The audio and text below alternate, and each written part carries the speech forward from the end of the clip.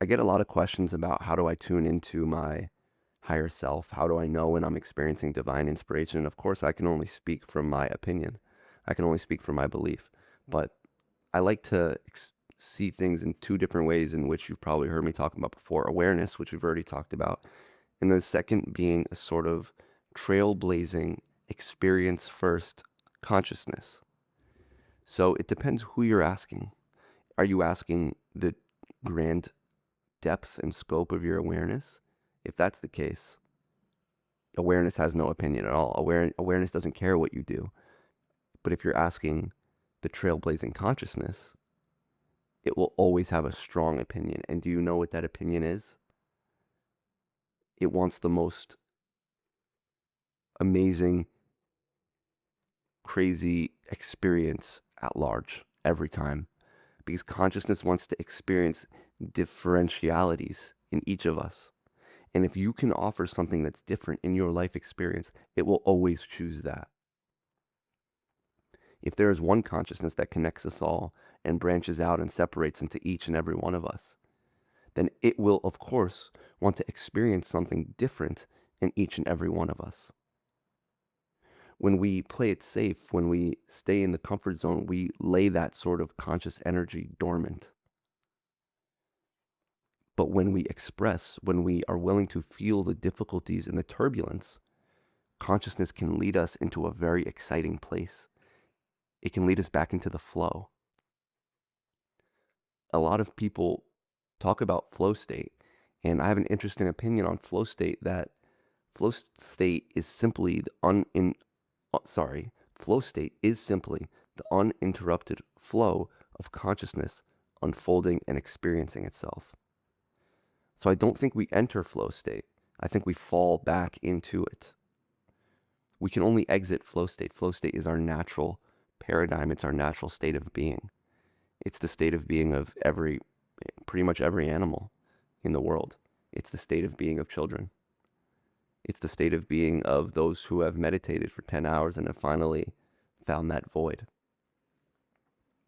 So when you're asking for advice, I would like to invite you to question who are you asking? Are you asking you, the ego?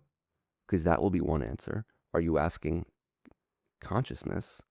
That's a different answer. Or are you asking awareness? Because that is also a different answer.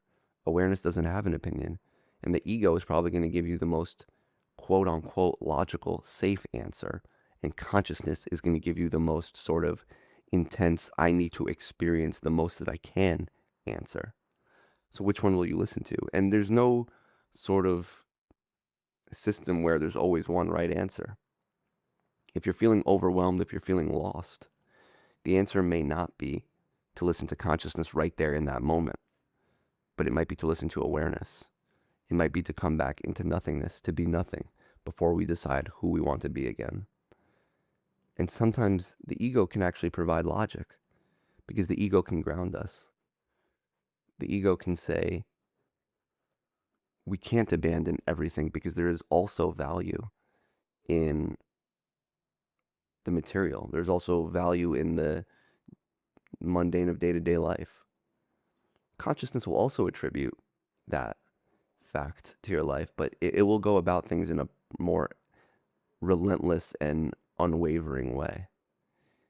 So there's, I think, opportunity to listen to all three different aspects of who we are, depending on the situation.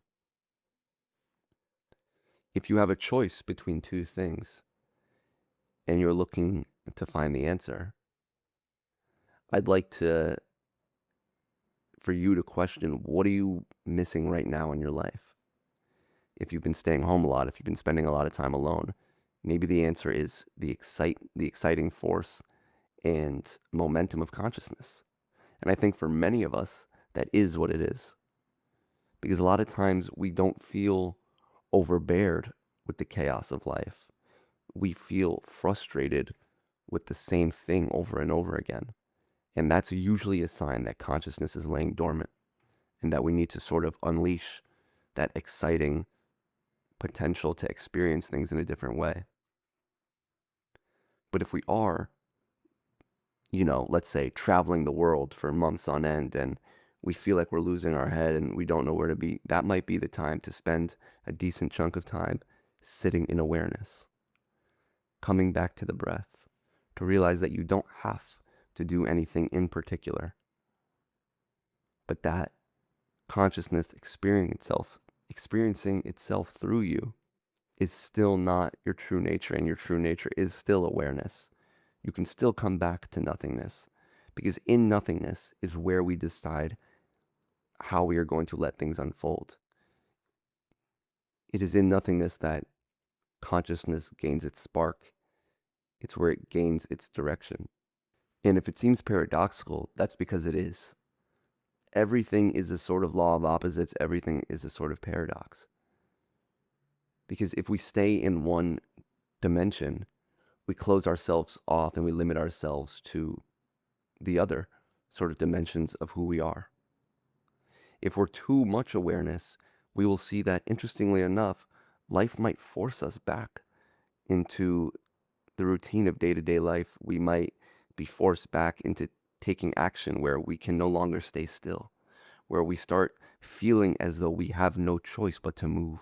We have to make an action. We have to make a decision.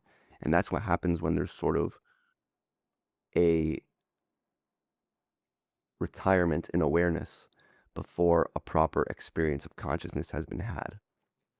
That's why I'm not the biggest fan of when people who have lived a lot of life experiences tell you to do something. For example, someone who has lived their whole life experiencing all sorts of adventures tells you to go meditate in a forest for the rest of your life. Well, it's easy for them to say that. They've already experienced their whole life. Now they can retire and meditate in the forest. But for those of us who haven't reached the full capacity and potential of what our consciousness wants to experience, I think that's actually the wrong advice. Because we find purpose in the inner journey of who we are. And if we surrender that journey because someone told us to only exist in awareness ever, I think that's a sort of false narrative that we can follow. And then on the other hand, if someone tells you to only experience consciousness and the sort of excitement and chasing of passion,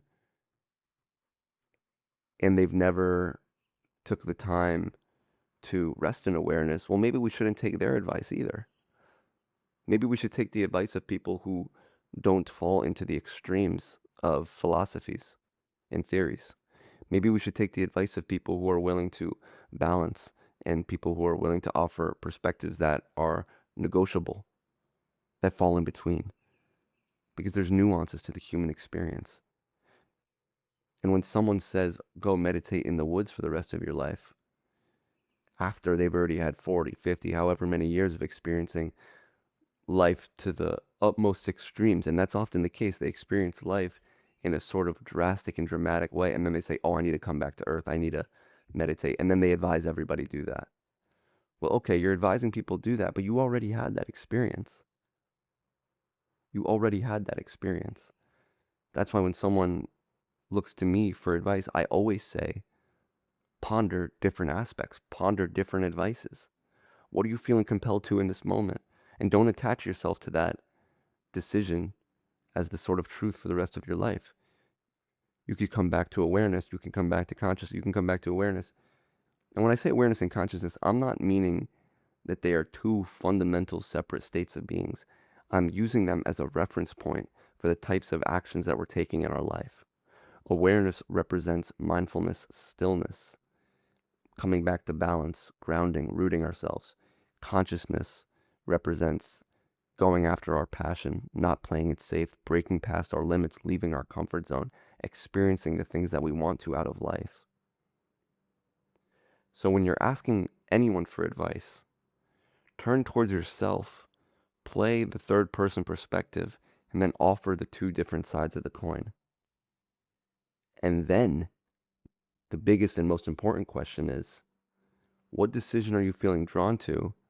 And are you feeling drawn to it because of the influence that fear and anxiety are playing on your decision making?